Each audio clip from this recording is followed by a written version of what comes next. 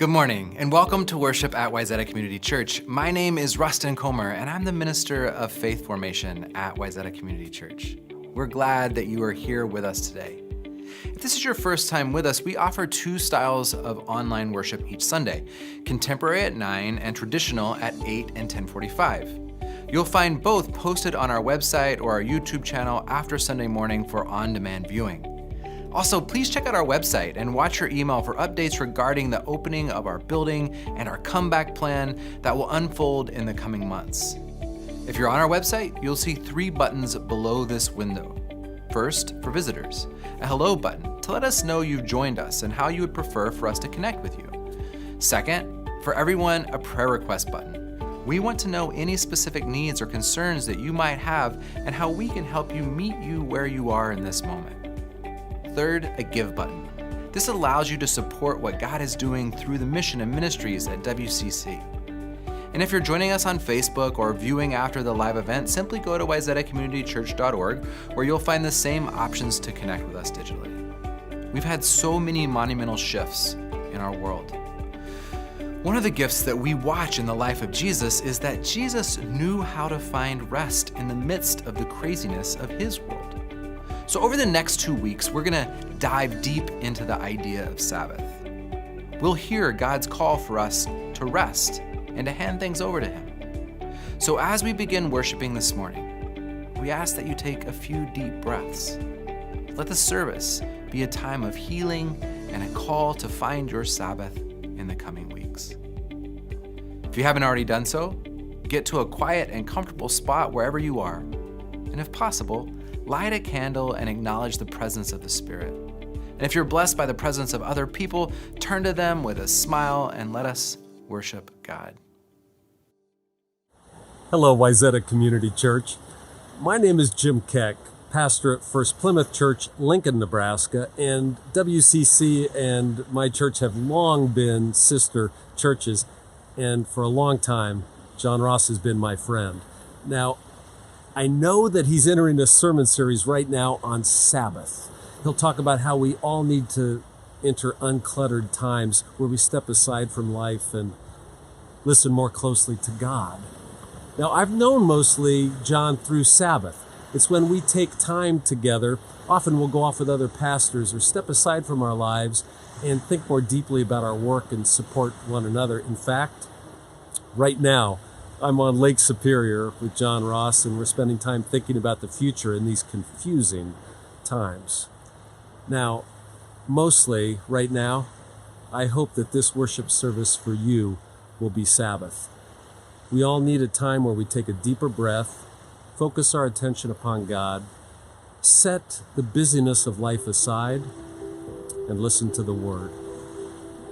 God bless you.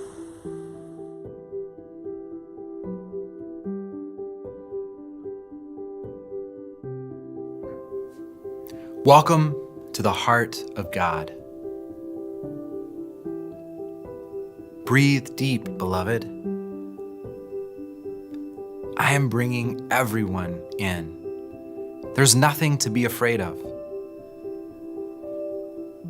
This is your birthplace.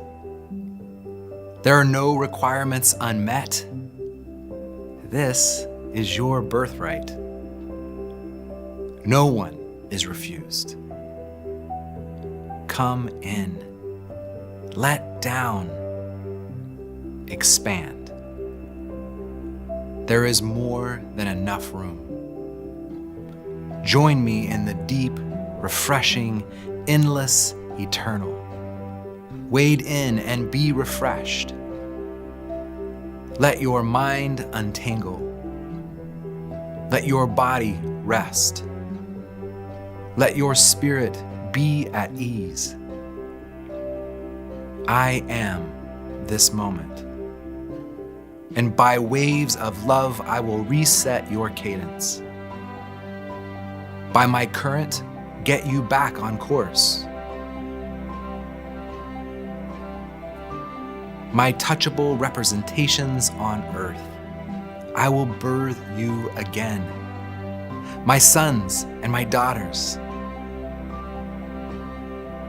soaked in my love, and bless you, beloved, to stand and emerge, still dripping of the heart of God, as one fluid, hope-restored movement to alter the environment for the better.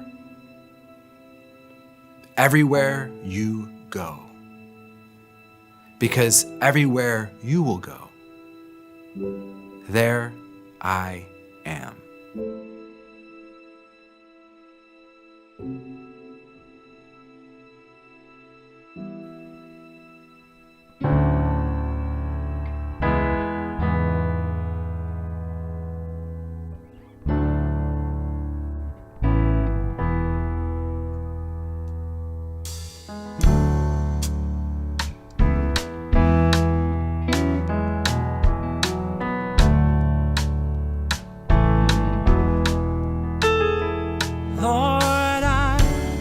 Don't wanna rush on ahead in my own strength when you're right here. Lord, I don't wanna rush on ahead in my own strength when you're right here. I'm not in a hurry when it comes to your spirit, when it comes to your presence, when it comes to your voice. I'm learning to listen, just rest in your nearness. I'm starting to notice you are speaking.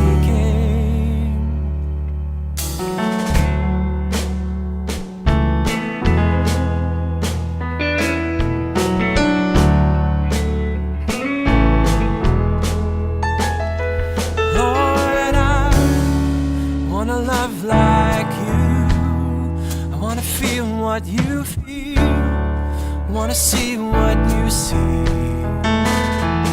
Lord, I wanna love like you, wanna feel what you feel, wanna see what you see. I'm not in a hurry when it comes to your spirit, when it comes to your presence, when it comes to your voice. I'm learning to listen, just to rest in your nearness. I'm starting to notice you are speaking. I'm not in a hurry when it comes to your spirit, when it comes to your presence, when it comes to your voice. I'm learning to listen, just to rest in your nearness. I'm starting to notice you are speaking.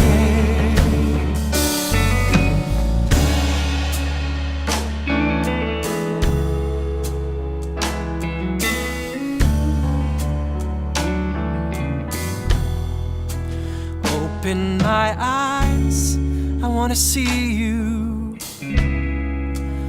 Open my ears, I wanna hear you speak. Tell me your thoughts, what's on your mind. I'll be your friend, I wanna see through your eyes, wanna see through your eyes.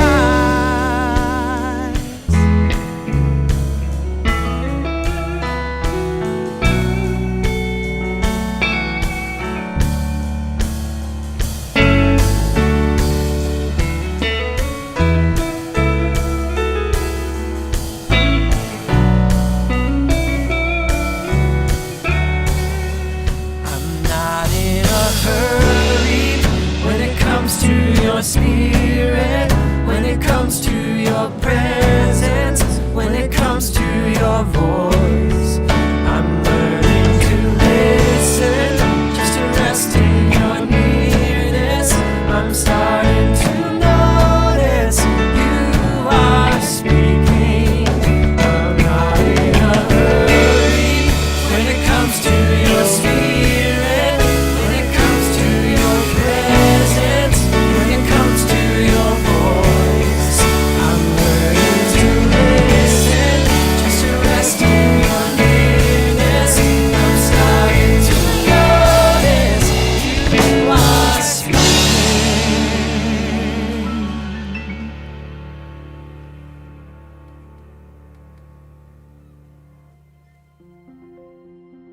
On March 12th of this year, our city and local area began closing down due to the coronavirus. This reality created disruption and confusion and grief for all of us. It has been a universal reset. On May 25th, George Floyd was killed in broad daylight by a Minneapolis police officer. And in the context of an already stressed out culture, we have been faced with conflict and calls for justice that strike at the very heart of our racial divides. All of this has combined for a profound sense of loss. We have lost our rhythms in life. We've lost our connection with people beyond our immediate family. We have lost vitality, replaced by an exhaustion unlike any we've known. And we have been forced to deal with it in an unfamiliar context: social distance. Two words that none of us had probably ever used before this year.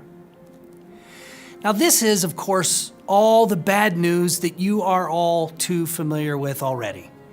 And you didn't come today for bad news, you came for good news, because we are, after all, people of good news. So here's the good news. There is hope. There is hope that is within your capacity and my capacity to attain.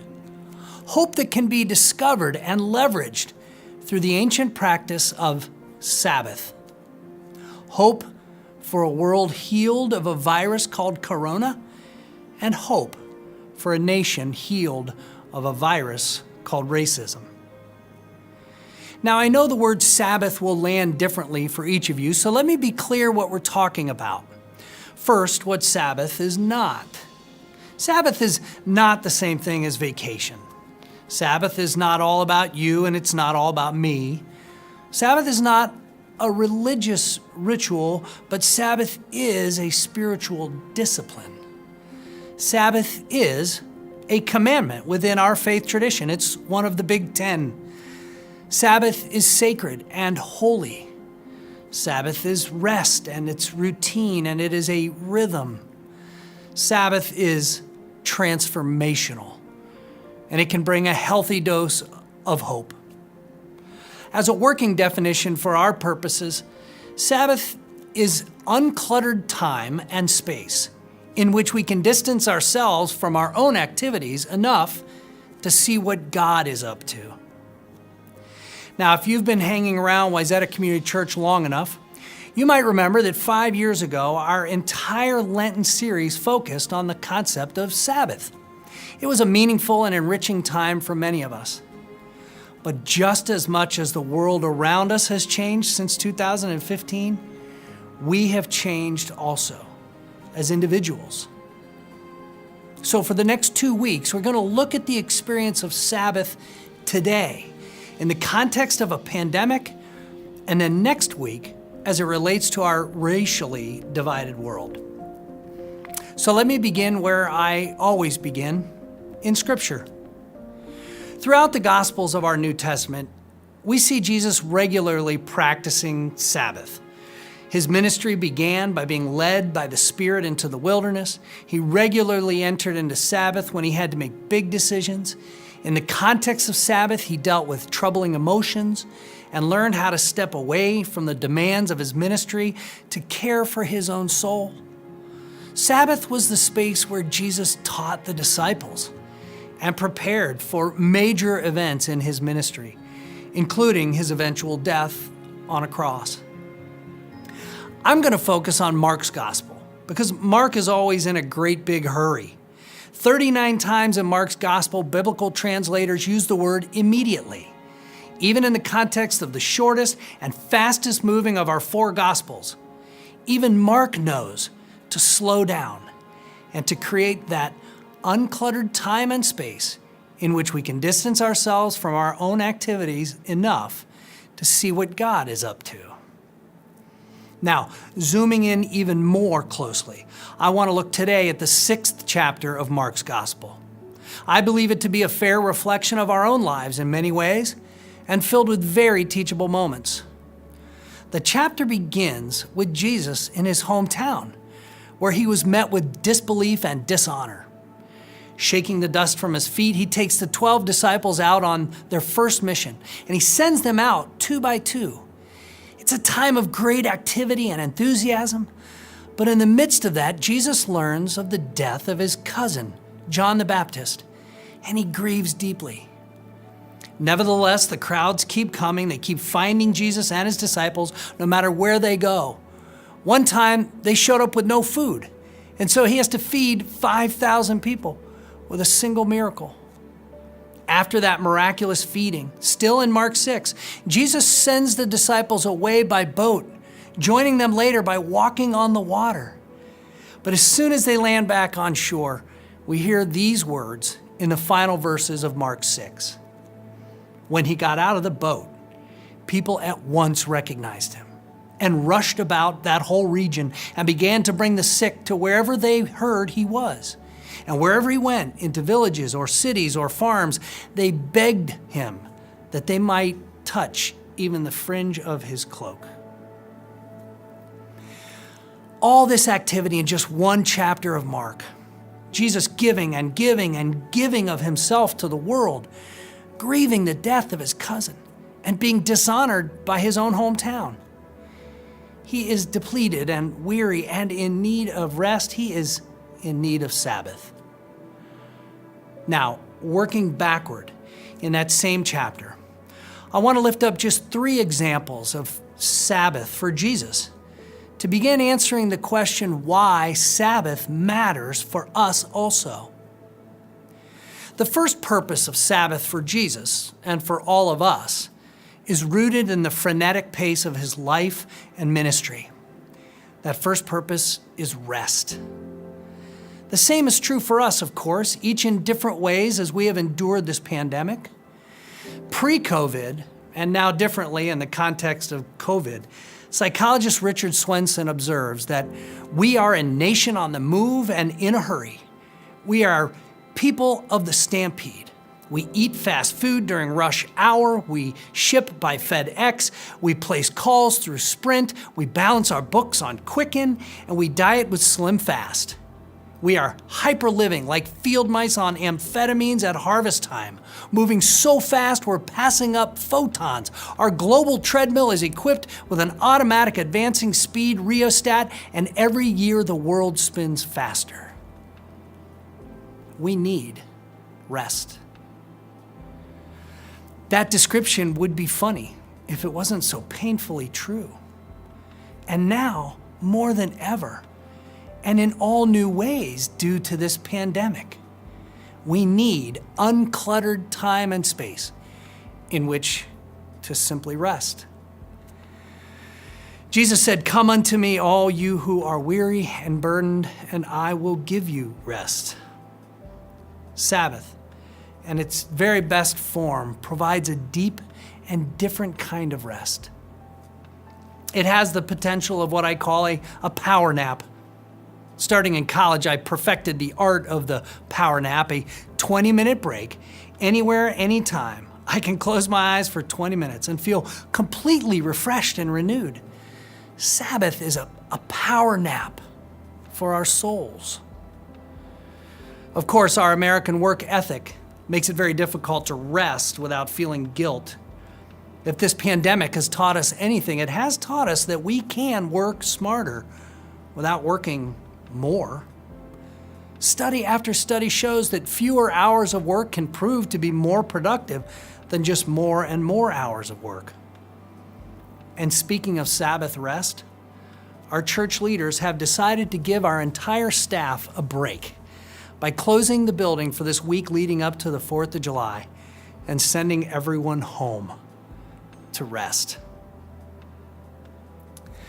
The second purpose of Sabbath for Jesus in his day and for all of us in the context of a pandemic is to deal with our grief. For Jesus, it was the death of his cousin, John the Baptist, who was beheaded as the fulfillment of a birthday gift to Herodias. In the context of his grief, verse 30 of Mark 6 says that the apostles gathered around Jesus, and he said to them, "Come away to a deserted place all by yourselves." Like Jesus, we are all grieving. We all need to come away to a deserted place because something, and perhaps many things, have ended before we were ready for them to end. And as I said since the beginning of this pandemic, we must attend to our grief. This grief. We must intentionally work through all the stages of grief, being careful not to go too fast or too slow.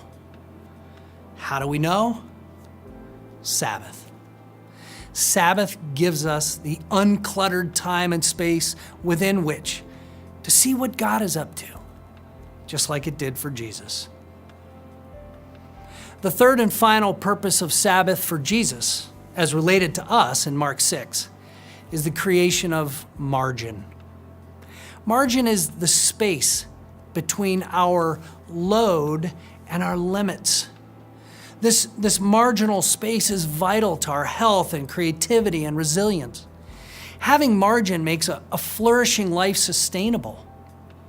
Among the great enemies of margin is urgency. Eugene Peterson says that we must ruthlessly eliminate urgency from our lives, for urgency is the enemy of spirituality. Without the margin created by Sabbath, we risk becoming human Rube Goldberg machines, with just one thing causing or leading right into the next thing, from one meeting or one event or one Zoom call or one task or just one more thing on our to-do list, right straight into the next. But margin doesn't just happen. Margin is one of the many benefits we experience when we embrace the spiritual practice of Sabbath. So, with the purposes of Sabbath as seen in Mark 6, rest, grieving, and margin, and with Sabbath as critical to our thriving in a pandemic, let me close with just 3 quick thoughts on how you might practice Sabbath starting today. The model of Jesus shows us that first we come away and then pray and do it every day. That's it. Time and again, Scripture says that Jesus and the others would come away to a quiet place. That may be very easy for you, or it might be very deeply difficult, but try we must to find a quiet spot in our own home or our own yard or up the street on a path or in a park, or if you're blessed with access to the great north of Minnesota, find a quiet place, come away, and then pray. To pray is to just be with God for the while, nothing more and nothing less. Don't be intimidated by prayer. There's no wrong way to do it, except to not do it at all. And the final encouragement is in the practice of Sabbath is to do it every day. Come away, then pray, and do it every day. It need not be for very long, but setting a rhythm and establishing a routine just as Jesus did is critical. The Sabbath commandment is the only one that begins with the word remember. It's almost as if God thought we might forget. The best way to not forget is to make sure we do it every day. In this way, we will assure that every day and every week and every month contains everything we need to see what God is up to. No one keeps or practices Sabbath better than our Jewish sisters and brothers. And there is a traditional saying, it is not so much that the Jews have preserved the Sabbath, but that the Sabbath has preserved the Jews. I began today with the bad news that we are all too well aware of, but I conclude with a reminder that we are people of good news, and we have within our capacity to attain hope through the gift of Sabbath. Next week, we'll consider the purpose and place of Sabbath in our efforts to do justice, particularly in these days of deep racial divide. Join me. Who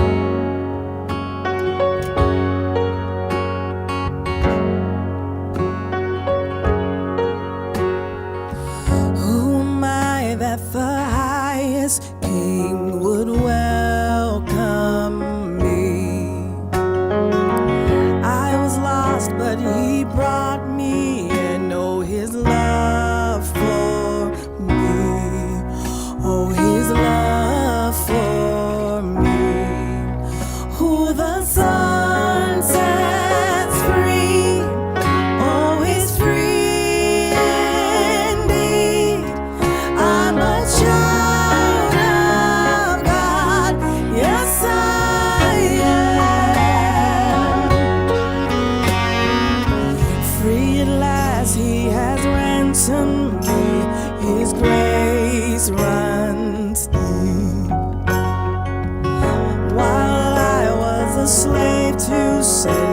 Jesus died for me. Yes, he died for me. Who the Son sets free, oh, is free indeed. I'm a child of God. Yes, I am. In my Father's house, there's a place for me. I'm a child of God. Yes, I am. I am chosen, not forsaken.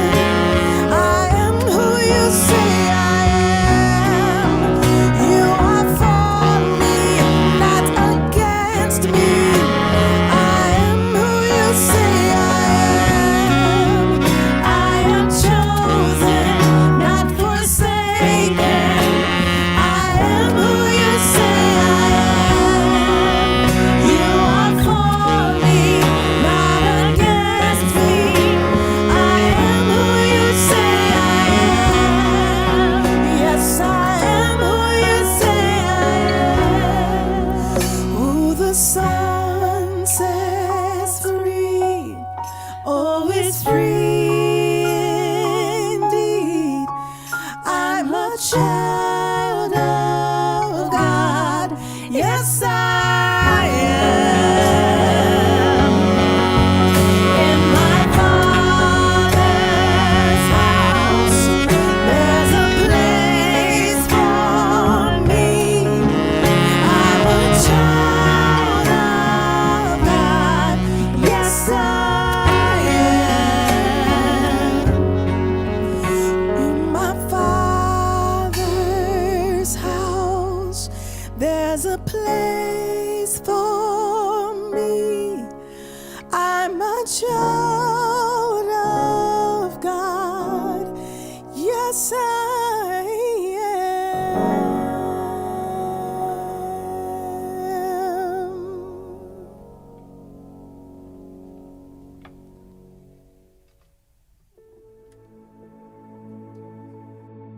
Creator God, this is the day that you have made. This is the day that you have called holy. Sabbath day, a rest day, a time out of the world and into your presence, a day of rejoicing. Make us glad this morning in the house of the Lord. Remove from us our distractions, our heart worries, our to-dos, our should-haves, and the constant stress and strain of our life. And in this place, O God, give us more of you. Here in your house, our hearts are filled with peace, our mouths with laughter, and our tongues with shouts of joy.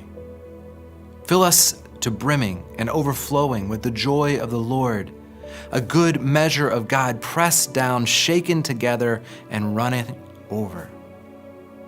We are glad, yes, we are glad indeed to be together in the community of the Lord. And teach us to pray the way that your Son taught us to pray, saying, Our Father, who art in heaven, hallowed be your name. Your kingdom come, your will be done, on earth as it is in heaven. Give us this our daily bread, and forgive us our debts, as we forgive our debtors. And lead us not into temptation, but deliver us from evil. For thine is the kingdom, and the glory, and the power forever. Amen. We are so glad you could be with us in worship today. If you're looking for a spiritual home, or if you're in need of a prayer request, and if you'd like to learn more about our upcoming series on racism in America, please visit our website at wayzatacommunitychurch.org. And I hope you'll join me again next Sunday for part 2 in our series on Sabbath. But for now, go from this place as people refreshed by God, renewed by the Holy Spirit, and encouraged by the love of Christ. And don't let the world around you squeeze you into its mold, but let God remake you from within for the discipline of Sabbath. For what does the Lord require of us but to do justice, to love kindness, and to walk humbly with our God.